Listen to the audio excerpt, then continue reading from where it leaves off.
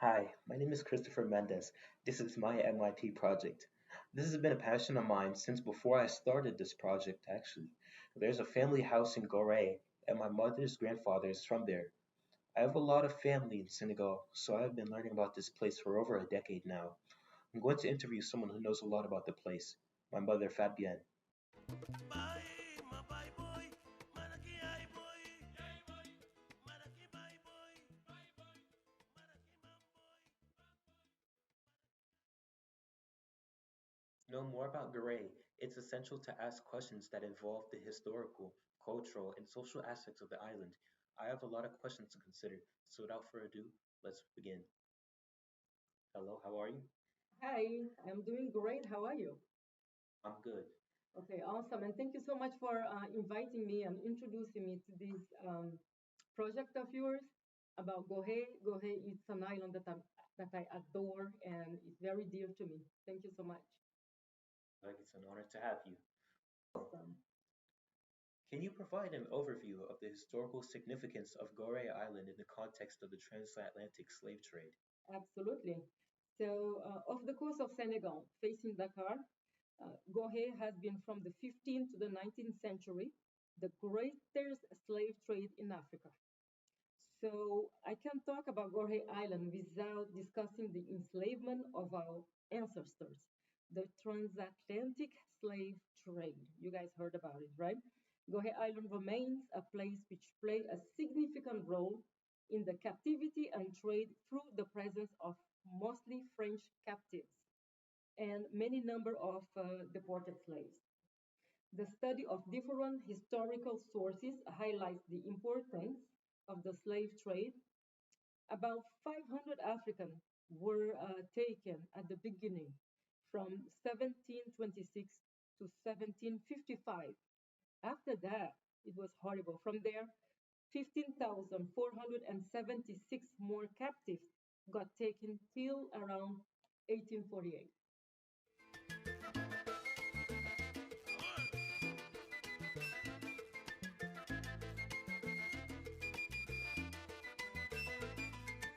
Is mainly known today for having been in the center of the African coast slave trade from the 15th century. So it's now a point of contact between the Occident and Africa and a space for dialogue and exchange of cultures through reconciliation and forgiveness.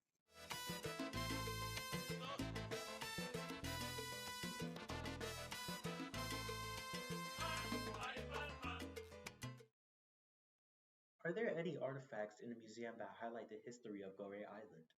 Oh, yes. Uh, there are real artifacts at the Historical Museum in Gorée.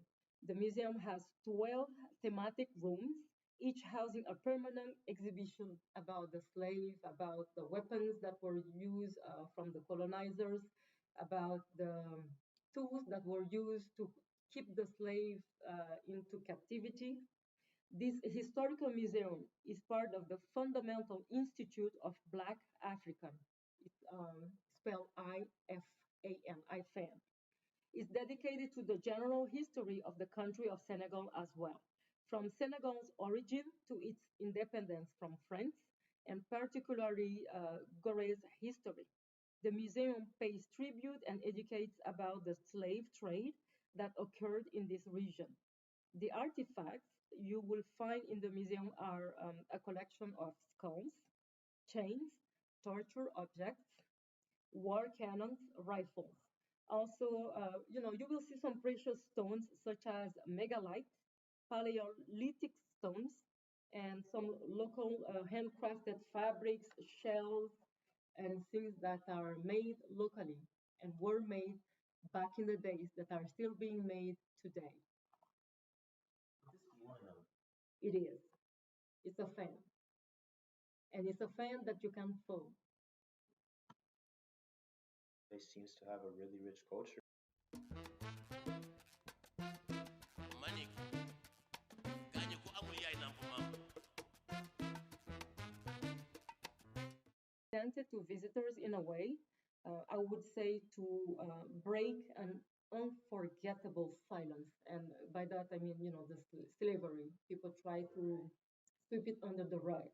So to break a silence so as to never forget. So people are talking about it, people keep talking about it, and to everybody, tourists, media, and all of that. So the objective of this story is to honor the memory of those who lost their lives and suffered horrors. Uh, in December 17, 2007, United Nations, or we call it, the General Assembly part of United Nations, proclaimed by its resolution number 62/122, they made it a law, that starting from March 25th, 2008, on that day each year, the International Day of the Transatlantic Slave Trade would be celebrated. The cause, the consequences, teachings of the transatlantic slave trade are being talked about it and are being told and shared. The goal is to raise awareness among visitors of dangerous past African had caused by racism, by prejudice. All right, I see how you know your things, and I love how they make attempts to preserve their culture and their history.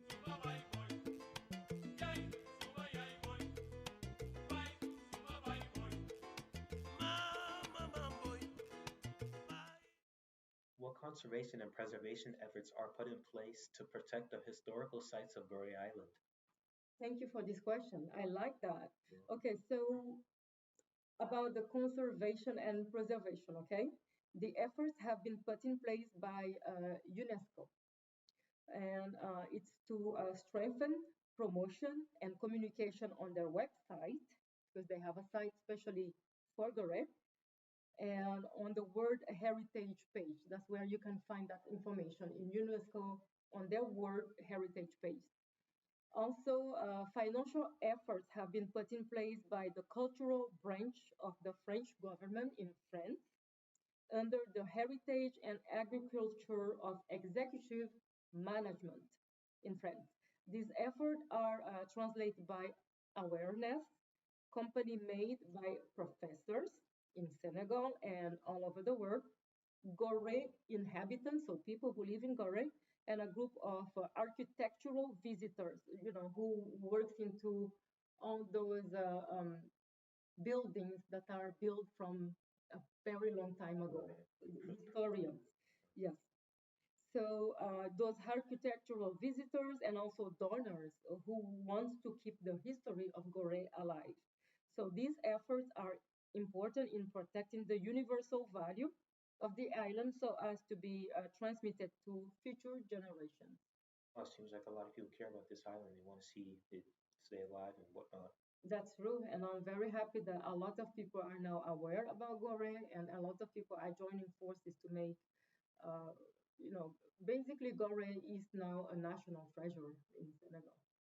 With this interview, it's going to be a national treasure more than Senegal. I hope so. Thank you.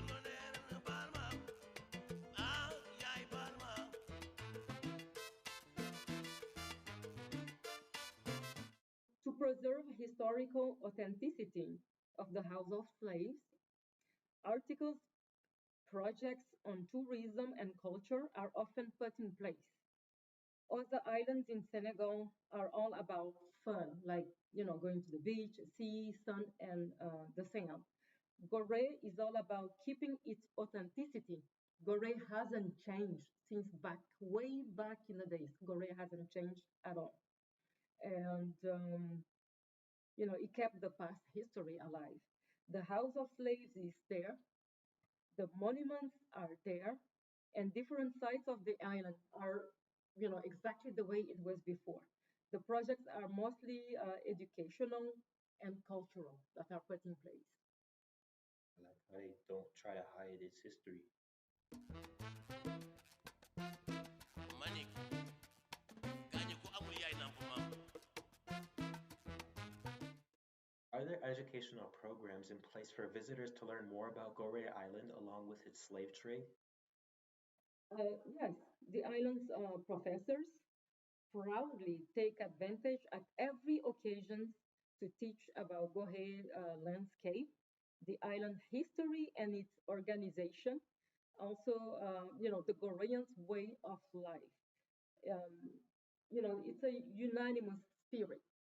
All Goreans basically love talking about Gorée and Goree's history and landscape. So the owner of the biggest and most visited restaurant in Gorée, the restaurant is called Le Chevalier du Bouffleur. It's a um, it's a great restaurant.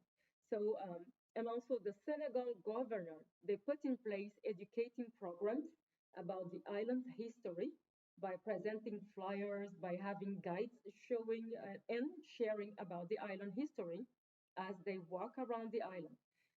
During these visits, tourists who could be descendants of slaves, because a lot of people go back to their land, go back to the motherland, and they visit, and also even descendants of slavers. They want to learn about the sad reality of what racism or slavery must have been for Africans. So tourists leave the island deeply moved. Wow. Mama mamboy. How does Gorée Island contribute to local and international education initiatives? Um, when Senegal took its independence from French colonization, Gorée Island's heritage was the main interest at UNESCO.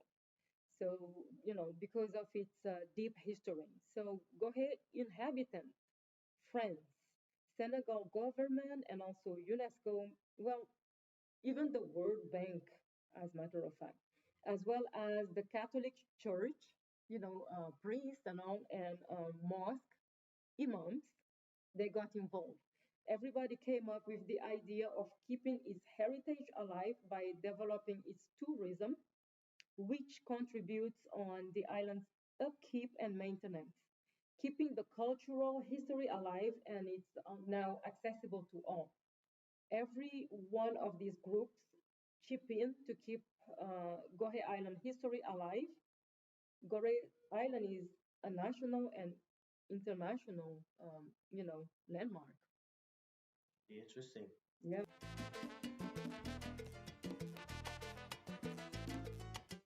How does the local community participate in the preservation and promotion of its historical heritage? Great question. Okay, cool.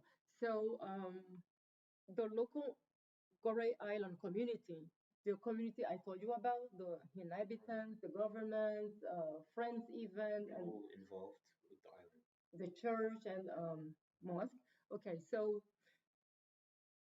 plus UNESCO, okay, and every group form a solidarity chain. They continually form historians.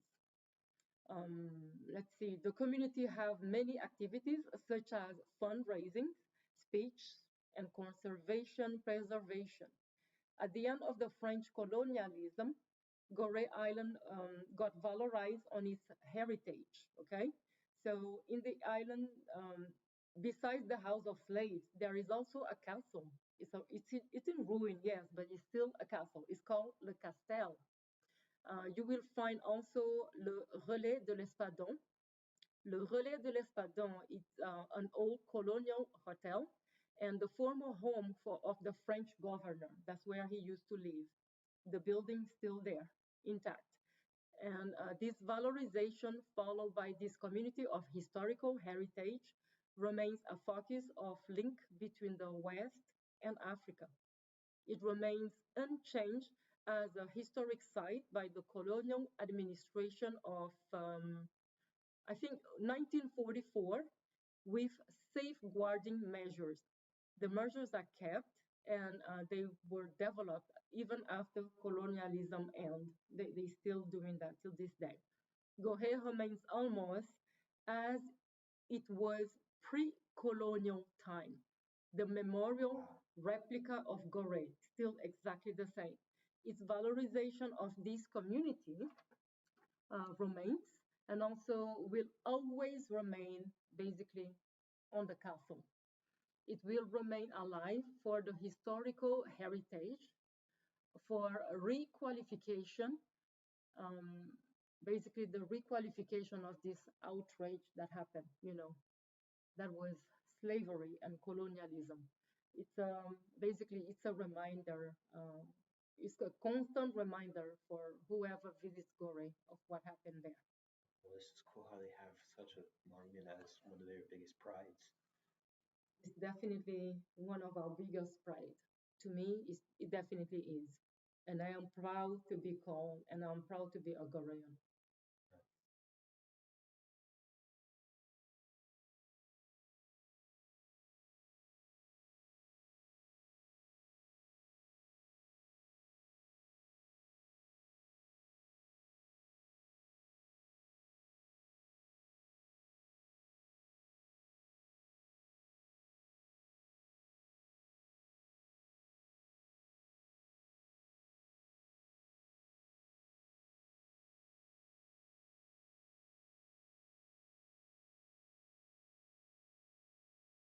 Well, without further ado, I'd like to begin this interview. I have a few questions to, essentially learn the history and its preservation of Gorée Island. So, I will help you as much as I can, and I will share uh, as much as my knowledge can go. thank you. Well, my first question today is, are there any collaborations with local schools, universities, and nonprofit organizations to raise awareness about the island? Yes, I think there's collaboration, especially from the local schools, uh, because there's still field trips. Every elementary school has organized a field trip once a year to the island to for the awareness of its history and the slave trade. All right, cool, thank you. My next question is, what kind of impact do you hope a visit to Gorée Island would have on its visitors, and particularly in terms of understanding the legacy of the transatlantic slave trade?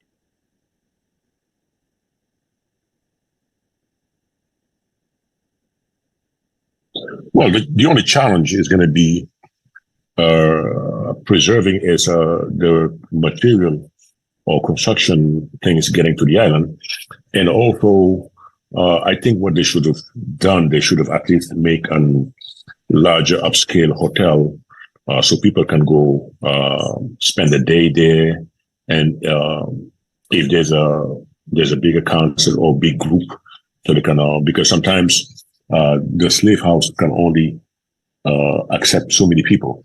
So at least if they stay at a hotel, uh, it can be done by waves. So there's work to be done to maintain the island operating and also repair some of these things, some of the infrastructure. All right, thank you. What, or rather, how are ethical considerations related to tourism and the sensitivity of its history?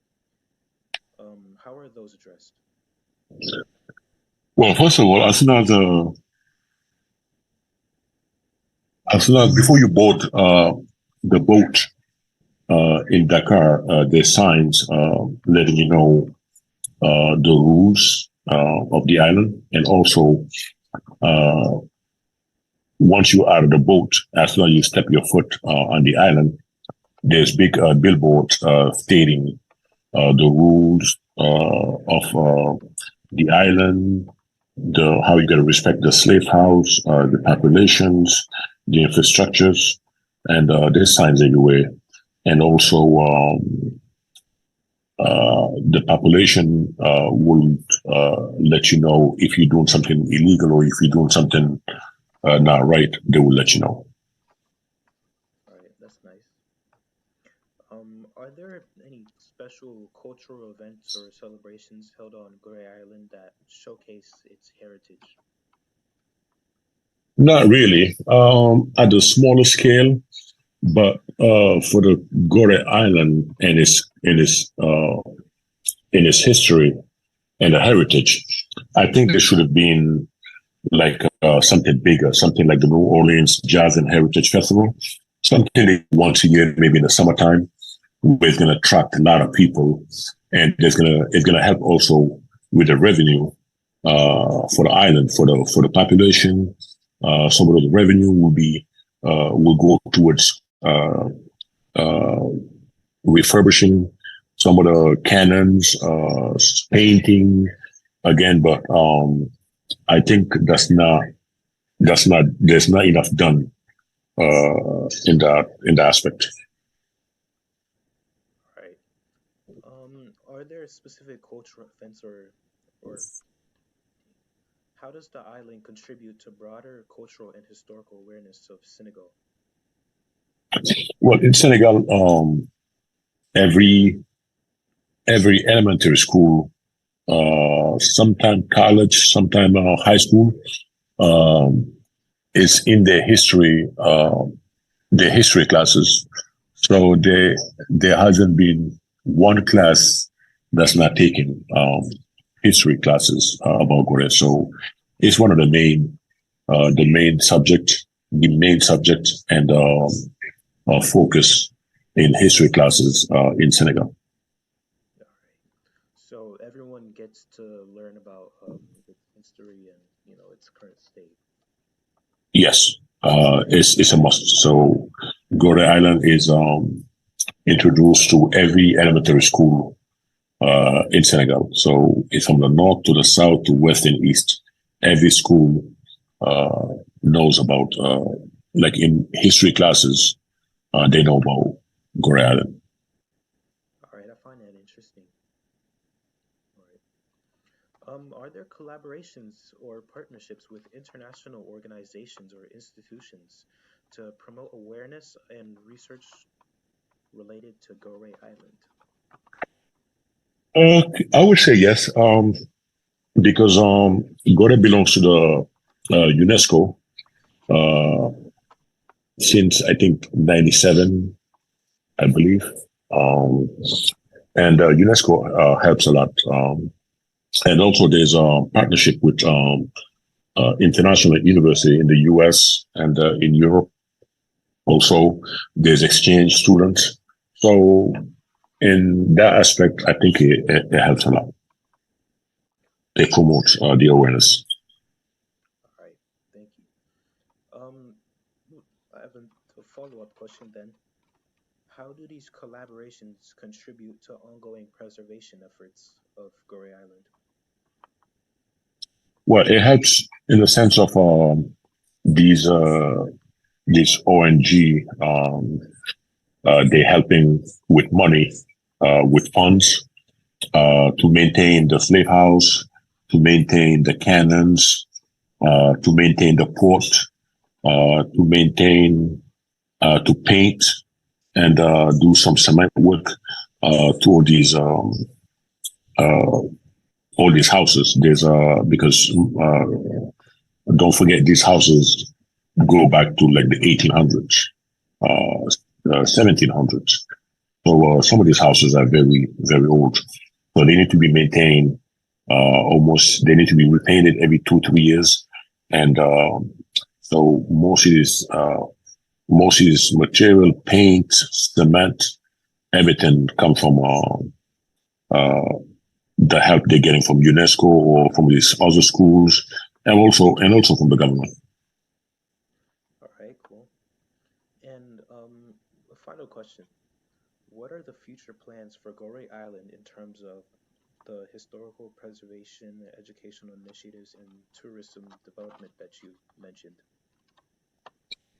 Well, right now they need every help they can um, to maintain the artifacts like uh, the the balls, the locks, anything uh, that's been at a slave house or in the island, um, and also they need to. I think they're thinking about. They're worried about the erosion of the island. It's gaining, especially the south coast. Uh, so they're trying to do something about it, and also the port, the docking. So there's a lot of projects. I think they're gonna start within a year or two, with the help of UNESCO, with the government, and also with all the funds that they will get from foreign countries. All right, that's nice. Thank you. Welcome. And I appreciate you using your time to be on this interview. And have a good day. You're welcome anytime.